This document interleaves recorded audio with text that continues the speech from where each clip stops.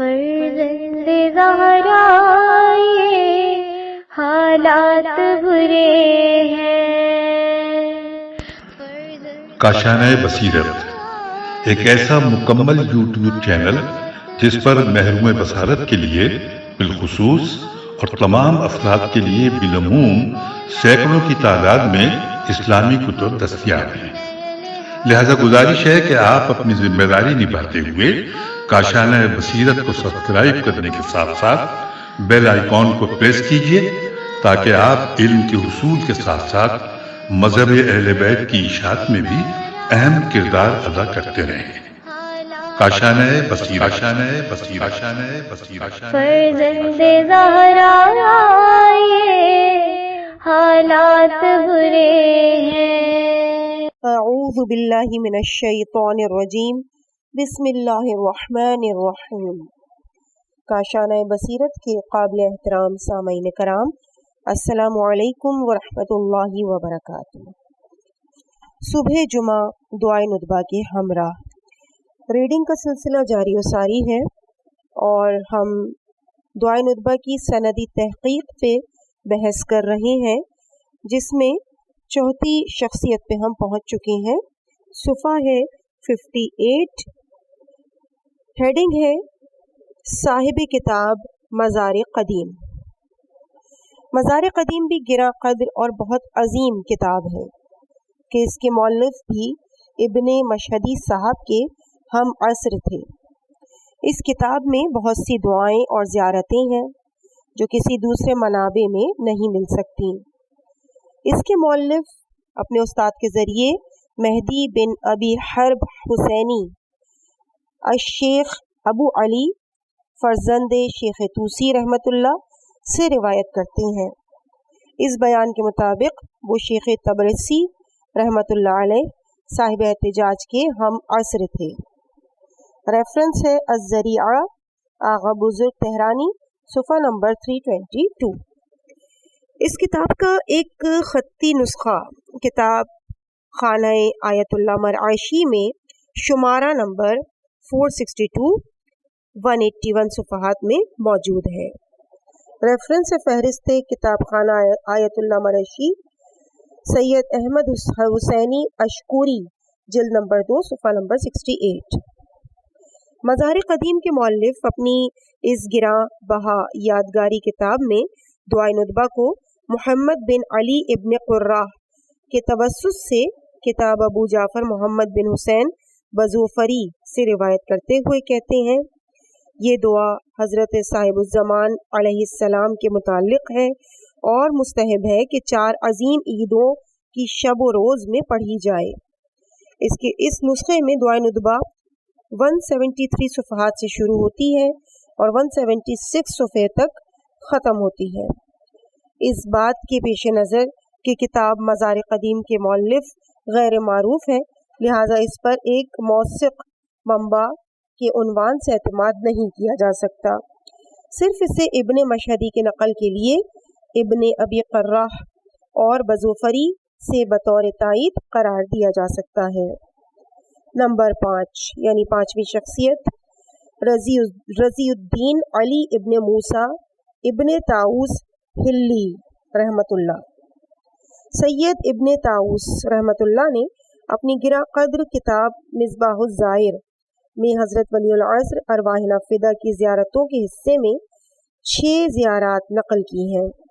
اس وقت دعائے ندبہ کو 7ویں زیارت کے عنوان سے محمد بن علی بن ابی قرہ کے نقل کے مطابق محمد بن حسین بن سنان بزوفری سے روایت کرتے ہوئے کہا ہے، یہ دعا حضرت صاحب الزمان علیہ السلام سے متعلق ہے اور مستحب ہے کہ 4 عظیم عیدوں میں پڑھی جائے۔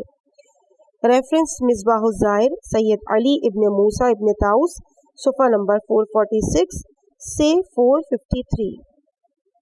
اسی طرح آپ کتاب اقبال میں بھی اسلامی عیدوں کی دعاؤں کی ایک مخصوص تعداد شمار کرتے ہوئے کہتے ہیں، ایک دوسری دعا ہے جو نماز عید کے بعد اور تمام 4 عظیم عیدوں میں پڑھی جاتی ہے۔ ریفرنس اقبال الاعمال سید علی ابن موسیٰ ابن طاؤس، صفحہ 295۔ इस वक्त दुआ नुदबा को नकल करते हैं और आखिर में मज़ीद फरमाते हैं कि जब दुआ से फारिग हो जाओ तो परवरदिगार के मुकाबिल सजदे के लिए आमादा हो जाओ और कहो, जो कुछ हमने इमाम जाफ़र सादिक अलैहिस्सलाम से अपनी सनद के साथ रिवायत की है कि फरमाया, इस दुआ के बाद अपना दाहिना रुखसार ज़मीन पर रखो और कहो, सैयदी सैयदी कम मिन Atiq luck I Aziz I Jameel. Reference इक़बालुल आमाल सैयद अली इब्न मूसा इब्न ताऊस सफ़ा 299। इस ताबीर से इस्तिफ़ादा होता है कि सैयद इब्न ताऊस रहमतुल्लाह ने मज़ार कबीर के अलावा दुआ नुदबा को दूसरे तरीक़े से नकल किया है, इसलिए कि मज़ार कबीर और मज़ार कदीम में ये आखिरी हिस्सा मौजूद नहीं है, और सैयद ने तसरीह की है कि इसे अपनी असनाद के साथ इमाम सादिक अलैहिस्सलाम से रिवायत की है। सैयद इब्न ताऊस रहमतुल्लाह ईद कुर्बान के अमाल बयान करते हुए इन दुआओं को नकल करते हैं कि जिसे नमाज ईद से वापस होने के बाद पढ़ा जाता है। फिर कहते हैं कि मुंजमिला इन दुआओं में से कि जिसे नमाज ईद कुर्बान के बाद पढ़ा जाता है दुआ नुदबा है, कि जिसे ईद फित्र के बाब में हमने बयान किया है। रेफरेंस इक़बालुल आमाल सैयद अली इब्न मूसा इब्न ताऊस सफ़ा 449। छठी शख्सियत अली इब्न मूसा इब्न ताऊस रहमतुल्लाह अलैह। अली इब्न अली फर्जंदे सैयद इब्न ताऊस ने किताबे ज़वाइदुल फ़वाइद। अब यहाँ पे हाशिए में है कि फर्जंद सैयद इब्न ताऊस इनके पिदर बुजुर्गवार की तहरीर के मुताबिक जुमे के दिन 8 मुहर्रम 647 हिजरी कमरी नजफ़ अशरफ में पैदा हुए। कशफुल मुहज्जता सुफ़ा नंबर 649 का रेफरेंस। और 680 हिजरी में इनके भाई जलालुद्दीन मोहम्मद के इंतकाल के वक्त सादात की नकाबत हासिल की। Reference तबक़ात आलामुशिया क़रन हफ्तुम सुफ़ा number 107। सैयद इब्न ताऊस ने किताब ज़वाइदुल फ़वाइद। अब हाशिए में है कि इस किताब का ख़त्ती नुस्खा सैयद मोहम्मद मुश्कात के किताब खाने तेहरान में मौजूद है। रेफरेंस अज़रिया जिल्द 12 सुफ़ा 60। इस किताब ज़वाइदुल फ़वाइद में दुआ नुदबा को अपने पिदर बुजुर्गवार से नकल किया है। रेफरेंस ज़वाइदुल फ़वाइद अली इब्न मूसा हिल्ली सुफ़ा 493 नुस्खा ख़त्ती किताब खाना मरकज़ी दानिशगाह तेहरान। इसके बाद सातवीं शख्सियत है अल्लामा मोहम्मद बाक़िर मजलिसी रहमतुल्लाह अलैह। अल्लामा मजलिसी ने किताब दुआ नुदबा को अपनी गिरा कद्र किताब बिहारुल अनवार में मिसबाहुल ज़ाहिर के नकल के मुताबिक सैयद इब्न ताऊस से नकल किया है। रेफरेंस बिहारुल अनवार मोहम्मद बाक़िर मजलिसी जिल्द 102 सुफ़ा 104 110। और आखिर में रकम तराज है। मोहम्मद बिन मशहदी ने मज़ार कबीर में कहा कि मोहम्मद बिन अली बिन अबी कुर्रा का कौल है कि मैंने दुआ नुदबा को किताब अबू जाफ़र मोहम्मद बिन हुसैन बिन सुफियान बजूफरी से नकल किया है। रेफरेंस बिहारुल अनवार मोहम्मद बाक़िर मजलिसी जिल्द 102 सुफ़ा 110।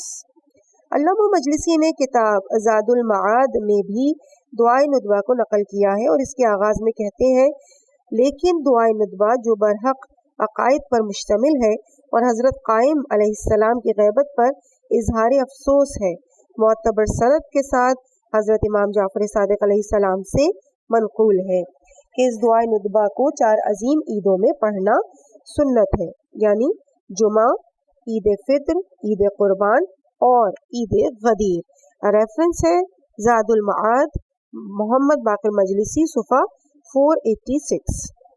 अल्लामा मजलिसी इसी किताब तोहफ़तुज़ ज़ाहिर में सरदाब मुक़द्दस के अमाल के बाद कहते हैं, सैयद और शेख मोहम्मद बिन मशहदी ने मोहम्मद बिन अली इब्न अबी कुर्रा से नकल किया है कि उन्होंने मोहम्मद बिन हुसैन बिन सुफियान बजूफरी से नकल किया है कि दुआ नुदबा जो साहिबुज़्ज़मान से मुताल्लिक़ है मुस्तहब है, इसे 4 अजीम ईदों में पढ़ा जाए और वो दुआ ये है।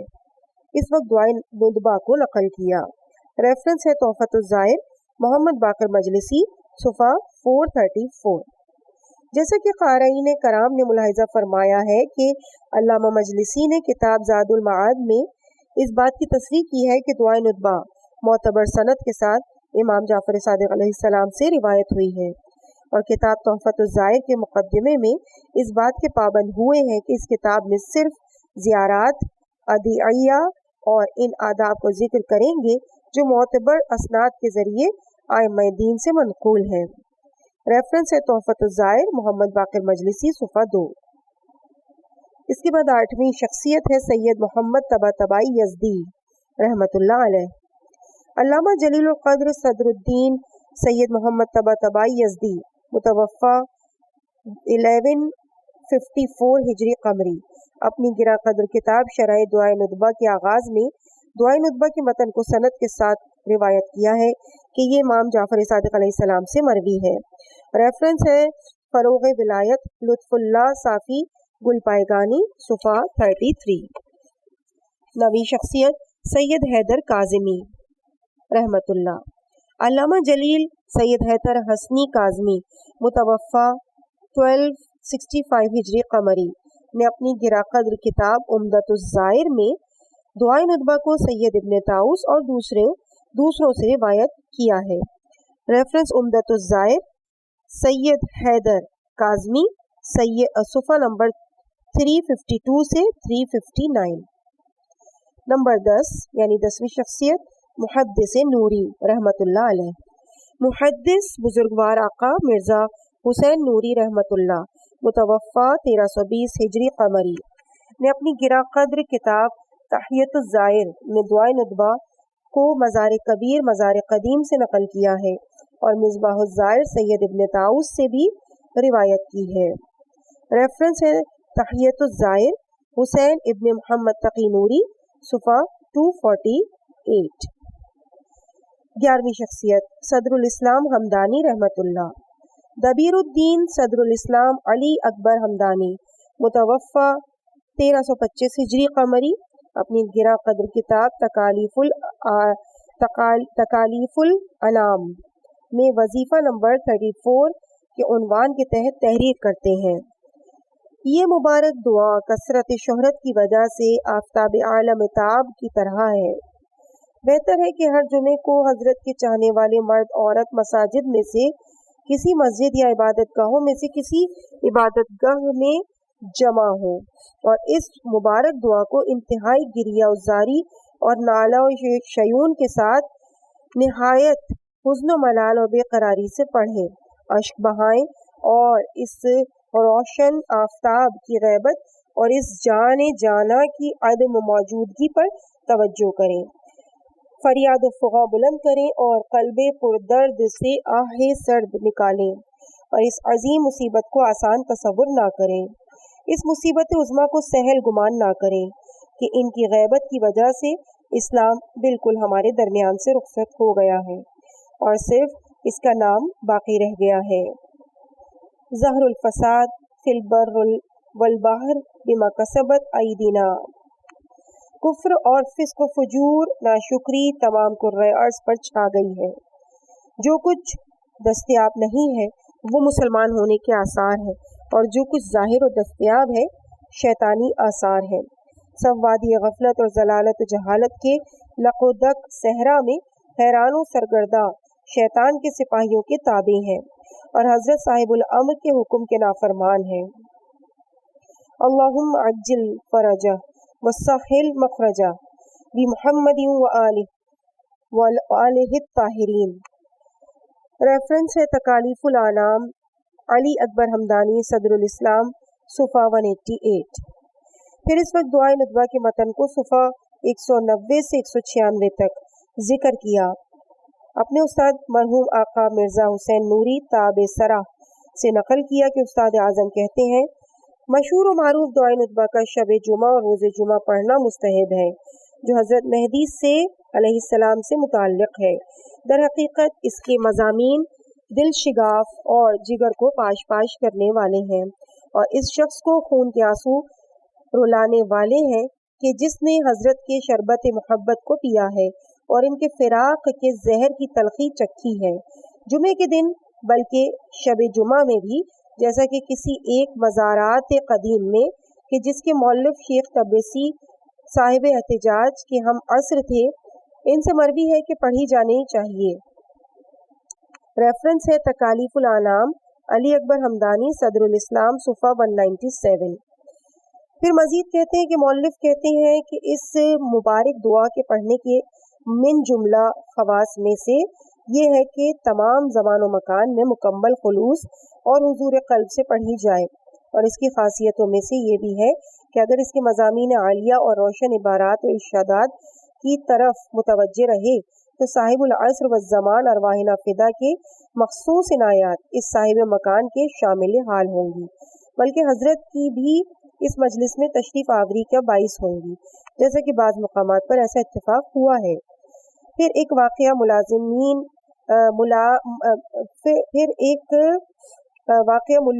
زین العابدین سلماسی رحمۃ اللہ کا نقل کیا۔ ریفرنس سے گزشتہ حوالہ۔ 12ویں شخصیت ابراہیم ابن محسن یا محسن کاشانی۔ عالم ربانی شیخ ابراہیم ابن محسن کاشانی متوفی 1345 ہجری قمری اپنی ارزش مند کتاب الصحیفۃ الہادیہ والتحفۃ المہدیہ میں جو آیت اللہ آقائے سید اسماعیل صدر کی تقریض کے ساتھ 1 صدی پہلے طبع ہوئی، دعائے ندبہ کے متن کو کتاب بحار الانوار کے باب مزار سے نقل کیا ہے۔ ریفرنس ہے الصحیفۃ الہادیہ ابراہیم ابن محسن کاشانی، فیض کاشانی، صفحہ 75 سے 89۔ 13ویں شخصیت مرزا محمد تقی موسوی اصفہانی۔ نادرہ زمان، عاشق صاحب الزمان آقا مرزا محمد تقی موسوی اصفہانی متوفی 1348 ہجری قمری نے مبارک کتاب مکیال المکارم میں 100 سے زائد ائمہ معصومین سے معصورہ دعاؤں کو اس آفتاب عالم تاب کے زمانے غیبت کے لیے نقل کیا ہے۔ منجملہ ان میں سے دعائے ندبہ کو علامہ مجلسی اور محدث نوری کے نقل کے مطابق ذکر کیا ہے۔ ریفرنس مکیال المکارم السید محمد تقی موسوی اصفہانی جلد 2 صفحہ 93 سے 100۔ صاحب مکیال المکارم مذکورہ کتاب کے علاوہ کتاب وظیفہ مردم در غیبت امام زمان میں بھی 52 نمبر کے وظیفے کے عنوان سے بھی ذکر کرتے ہوئے کہتے ہیں کہ جمعہ، عید غدیر، عید فطر اور عید قربان کے دنوں میں دعائے ندبہ جو حضرت سے متعلق ہے اور زاد المعاد میں موجود ہے توجہ کے ساتھ پڑھنی چاہیے۔ ریفرنس وظیفہ مردم در غیبت امام زمانہ سید محمد تقی موسوی اصفہانی صفحہ 79۔ 14ویں شخصیت ہے محدث قمی رحمۃ اللہ علیہ کی۔ خاتم المحدثین جناب شیخ عباس قمی رحمۃ اللہ علیہ متوفی 1359 ہجری قمری اپنی بابرکت کتاب مفاتیح الجنان میں جو مؤلف کے خلوص کے نتیجے میں عالم مشرق و مغرب میں پھیلی ہوئی ہے اور شیعان اہل بیت کے ہر فرد کے گھر میں ایک یا چند نسخے اس کے مل جائیں گے، سرداب مقدس کے اعمال کے ضمن میں اور حضرت صاحب الزمان علیہ السلام کی زیارتوں کے ذیل میں دعائے ندبہ کو بھی مصباح الزاہد سید ابن طاؤس سے نقل کیا ہے۔ 15ویں شخصیت شیخ محمد باقر فقی ایمانی رحمۃ اللہ۔ حضرت ولی العصر ارواحنا فدا کے عاشق دل باختہ جناب شیخ محمد باقر فقی ایمانی متوفی 1370 ہجری قمری جو 77 کتابوں کے مؤلف ہیں، ان میں سے 27 جلد کعبہ مقصود قبلہ موعود حضرت صاحب الزمان علیہ السلام سے مخصوص ہے۔ اپنی گراں قدر کتاب فوز اکبر میں دعائے ندبہ کے متن کو 115 سے 125 تک ذکر کیا، اس کے پڑھنے کی بہت تاکید کی ہے اور اس کے پڑھنے کی علت کو 3 عنوان میں بیان کیا ہے۔ نمبر 1، انسان کا آنکھوں کی روشنی کے لیے حضرت کے جمال اقدس کا مشاہدہ کرنا۔ نمبر 2، حضرت کے ہم و غم کو دور کرنے کے لیے۔ نمبر 3، تعجیل فرج کے ارادے سے۔ ریفرنس فوز اکبر محمد باقر فقی ایمانی صفحہ 118۔ اس کے بعد 16ویں ہستی ہے سید محسن امین رحمۃ اللہ کی. عظیم مورخ سید محسن امین عاملی مؤلف اعیان الشیعہ متوفی 1371 ہجری قمری نے دعائے ندبہ کے متن کو کتاب مفاتیح الجنات میں ذکر کیا ہے. ریفرنس مفاتیح الجنات سید محسن امین عاملی جلد 2 صفحہ 260. اگر تمام دعاؤں اور زیارتوں کو نقل کرنا چاہیں تو کہ جس میں دعائے ندبہ کو نقل کیا گیا ہے تو ہماری بات طولانی اور وہ اس کتاب کی وسعت سے خارج ہو جائے گی.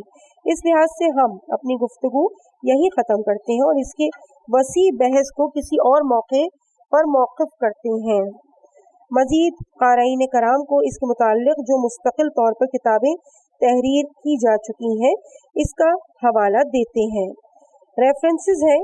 اس سلسلے میں مزید مطالعے کے لیے رجوع کیجیے پاسف مابا گفتہ ہا سید محمد مہدی مرتضوی لنگر ودی، تحقیقی دربارہ دعائے ندبہ رضا استادی، فروغ ولایت در دعائے ندبہ لطف اللہ صافی گلقائگانی، مدارک دعائے شریف ندبہ جعفر صبوری قمی، نشیرت ینتشر بہا انوار دعائے ندبہ شیخ محمد باقر رشاد زنجانی، نصرت المومنین در حمایت از دعائے ندبہ عبدالرضا ابراہیمی. مذکورہ بالا عناوین کی کتاب شناسی توصیفی کو کتاب نامہ حضرت مہدی علیہ السلام جلد نمبر 1 صفحہ 196 224، جلد نمبر 2 صفحہ 554 637 750 اور 751 میں ملاحظہ فرمائیے.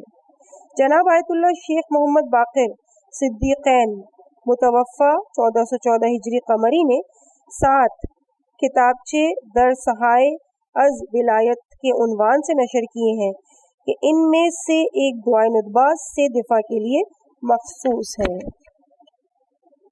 اس کے بعد ہم صفحہ نمبر 70 پہ آ جاتے ہیں اور یہاں پہ ہیڈنگ ہے امام زمانہ علیہ السلام کی دعائے ندبہ کی مجالس پر خاص عنایت. تجربے سے ثابت ہوا ہے کہ حضرت ولی العصر ارواحنا فدا کے وجود اقدس کی طرف سے جن مجالس و محافل میں دعائے ندبہ پڑھی جاتی ہے خاص عنایت ہوتی ہے. بعض تحریر شدہ کتابوں میں ان میں سے بعض عنایتوں کی طرف اشارہ کیا گیا ہے اور اگر خدائے متعال توفیق عطا کرے تو ان میں سے بعض کو فرصت سے جمع آوری کر کے قارئین کی خدمت میں پیش کروں گا. ہم یہاں صرف اس کی فہرست کی طرف مختصر طور پر اشارہ کر رہے ہیں. نمبر 1 سرداب مقدس میں ملا زین العابدین سلماسی کا واقعہ جسے صدر الاسلام ہمدانی نے نقل کیا ہے. ریفرنس تکالیف الانام علی اکبر ہمدانی صدر الاسلام صفحہ 197. نمبر 2 آیت اللہ جناب مرزا مہدی شیرازی کا واقعہ جسے علامہ قزوینی رحمۃ اللہ نے مؤلف کیا ہے.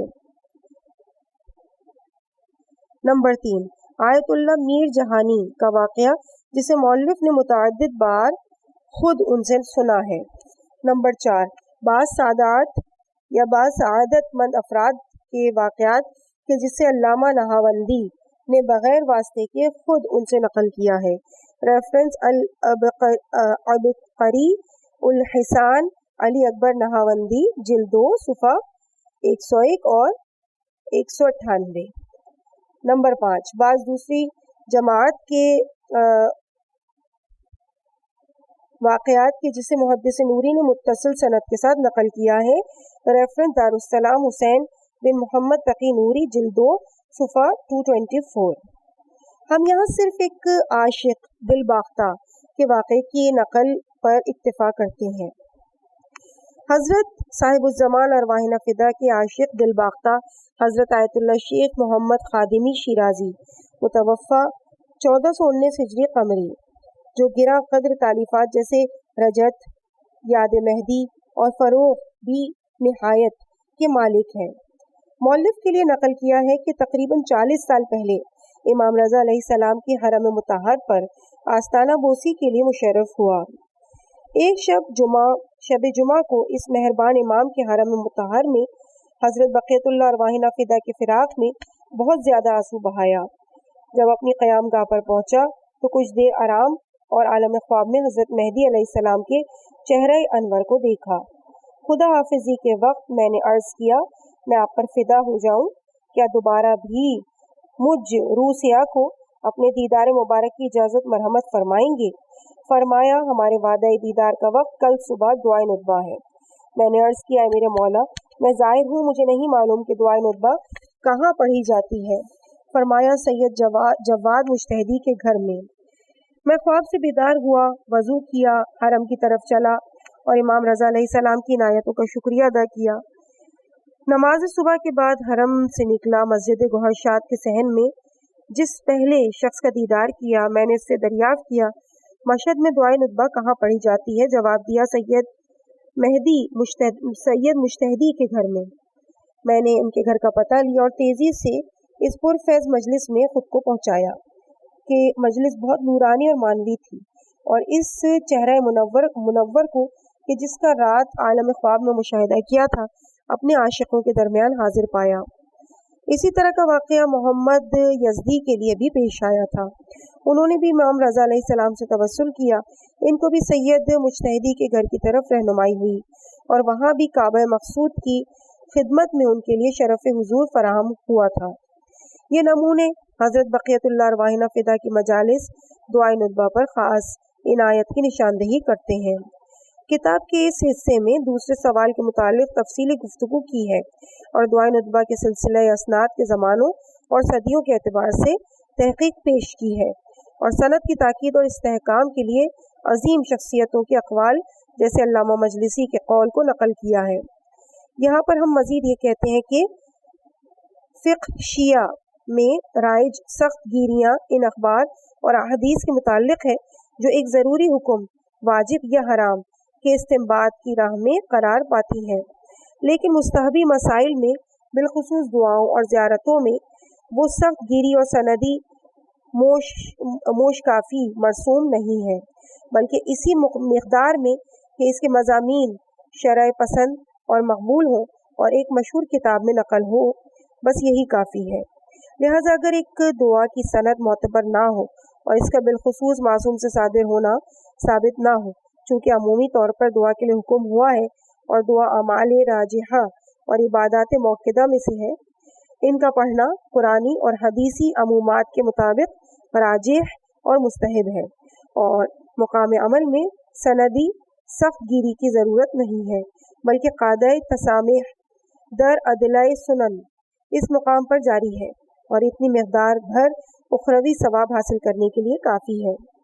قاعدہ تسامح در عدلۂ سنن بہت زیادہ حدیثوں پر متوقف ہے کہ اس سے احادیث من بلغ کے عنوان سے جانا جاتا ہے، یعنی ان حدیثوں کی بنا پر اگر ایک نیک عمل میں اجر و ثواب خدا و پیغمبر سے نقل ہوا ہو اور یہ نقل کسی ایک فرد کو معلوم ہو اور وہ اس اجر و ثواب کو حاصل کرنے کے لیے اس عمل خیر کے لیے اقدام کرے تو خداوند منان اس ثواب کو اسے عنایت فرمائے گا، اگرچہ اس قسم کی کوئی حدیث حقیقت میں معصوم سے صادر نہ ہوئی ہو۔ اس سلسلے میں معصومین سے بہت سی روایات نقل ہوئی ہیں۔ ریفرنس الکافی محمد بن یعقوب کلینی جلد 2 صفحہ 87، المحسن احمد بن محمد بن خالد البرقی جلد 1 صفحہ 93، ثواب الاعمال شیخ صدوق صفحہ 132، عدت الداعی احمد ابن فہد ہلی صفحہ 13، اقبال الاعمال سید ابن طاؤس فلاح السائل سید ابن طاؤس صفحہ 12، مفتاح الفلاح شیخ بہائی صفحہ 406، روضۃ المتقین محمد تقی مجلسی جلد 1 صفحہ 455، مدارک الاحکام العاملی جلد 1 صفحہ 187، وسائل الشیعہ حر عاملی جلد 1 صفحہ 80، بہار الانوار محمد باقر مجلسی جلد 2 صفحہ 256، مرات العقول محمد باقر مجلسی جلد 8 صفحہ 112۔ بہت سی روایات نقل ہوئی ہیں اور شیخ انصاری نے جواز تسامح در ادلۂ سنن کے متعلق مستقل رسالہ تحریر کیا ہے۔ متن دعا قوی مضامین اور الفاظ کے استحکام بھی اس کے اعتبار میں اضافے کا باعث ہے۔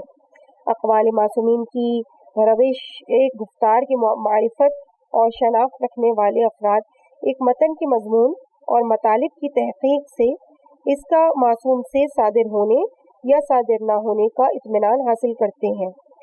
جب آیت اللہ کاشف الغطا سے دعائے صبا کی سند کے متعلق سوال کیا گیا تو کہا، ہر ایک صاحب علم و ثقافت کے لیے ایک اسلوب ہوا کرتا ہے اور بشری معاشروں کے ہر گروہ کے لیے بلکہ ہر ملت اور تمام ملک کے باشندوں کے لیے طور و طریقہ ہوتا ہے۔ ائمہ علیہم السلام کے لیے بھی مقام دعا میں تعریف اور پروردگار کی حمد و ثنا کے لیے مخصوص شیوہ سخن ہوتا ہے کہ جو شخص بھی ان کے اقوال سے مانوس ہوگا اسے تسلط اور کمانڈ حاصل ہو جائے گا کہ ان کے اقوال کو پہچانے اور ایسا شخص شک و شبہ نہیں کرے گا کہ دعائے صبا ان سے صادر ہوئی ہے۔ ریفرنس فردوس العالی شیخ محمد حسین کاشف الغطا صفحہ نمبر 50۔ بہت سے بزرگوں نے دعائے ندبہ اور زیارت جامع کبیر کے مضامین عالیہ اور متن کی تحقیق کے متعلق کہا ہے کہ وہی صرف اس کے اعتبار کو ثابت کرنے کے لیے کافی ہے، اس کی سند کی تحقیق کی ضرورت نہیں۔ ریفرنس الانوار العامہ سید عبداللہ شبر صفحہ 31۔ ابن ابی الحدید معتزلی نے بھی ان لوگوں کے مقابل میں جنہوں نے نہج البلاغہ کے بعض فقرات کا مولا متقیان امیر المومنین علیہ السلام سے صادر ہونے کے متعلق شک و شبے کا اظہار کیا ہے، یہی طریقہ استدلال پیش کیا ہے اور یہ ثابت کیا ہے کہ نہج البلاغہ کے تمام فقرات حضرت کی طرف سے صادر ہوئے ہیں۔ انہوں نے خطبہ شکشکیہ کے متعلق مصدق بن شبیب واسطی سے نقل کیا ہے کہ وہ کہا کرتے تھے کہ 603 ہجری قمری میں اس خطبے کو میں نے شیخ ابو محمد عبداللہ ابن احمد عرفیت ابن خشاب کی خدمت میں پڑھا۔ ان سے دریافت کیا کہ آپ اس خطبے کے جعلی اور نقلی ہونے کا اعتقاد رکھتے ہیں؟ فرمایا نہیں، قسم خدا کی قسم، مجھے یقین ہے کہ یہ خطبہ حضرت کی اقوال کا حصہ ہے، جیسا کہ مجھے یقین ہے کہ تم اس کی تصدیق کرنے والے ہو۔ میں نے کہا، بہت سے لوگ کہتے ہیں کہ یہ خطبہ سید رضی کے کلمات کا حصہ ہے۔ فرمایا نہیں، نہ رضی اور نہ غیر رضی، ان کا طرز گفتگو کہاں اس قسم کا تھا۔ میں نے رضی کے مکتوبات کو دیکھا اور ان کے نثر کے طریقہ کلام سے میں آشنا ہوں۔ ریفرنس شرح نہج البلاغہ ابن ابی الحدید ابو حامد حبت اللہ مدائنی جلد 1 صفحہ 205۔ اس بیان کی بنا پر اعلیٰ معارف، درخشاں حقائق اور روشن معانی، عمیق مطالب، جو پسندیدہ اسلوب، بہترین بیان، منطقی نما اور نہایت عظیم و فصیح عبارتیں اس مبارک دعا میں مذکور ہیں۔ وہ ہمیں ہر قسم کی سند اور منبع اور مصدر پیش کرنے سے بے نیاز کرتی ہیں کہ ایسے تابناک اور روشن ظریف نکات جو کبھی بھی ولایت کے صاف و شفاف چشمے کے علاوہ کسی اور منبع اور مصدر سے نشہ نہیں پاتے۔ ہمارے استاد دانا حضرت آیت اللہ سید مرتضیٰ شبستری متوفی 1401 ہجری قمری، جو قرآنی اور حدیثی مسائل میں ایک بے مثال انسان تھے، جس زمانے میں ائمہ اطہار کی ولایت امامت کی بحث محکمات قرآن کی بنیاد پر حوزہ علمیہ قوم کے ممتاز علماء و فضلہ کی جماعت کے لیے درس دیتے تھے، ایک دن مسند درس پر فرمایا، میں یہ دعویٰ کرتا ہوں کہ دعائے ندبہ کے فقرات میں سے ہر فقرہ متواتر ہے اور تمام حوزہ علمیہ کے لوگوں کو اس سلسلے میں بحث و گفتگو کی دعوت عام دیتا ہوں۔ جو لوگ اس استاد دانا کی علمی صلاحیتوں سے واقف تھے وہ جانتے ہیں کہ وہ اس مطلب کو آسانی سے ثابت کر سکتے تھے۔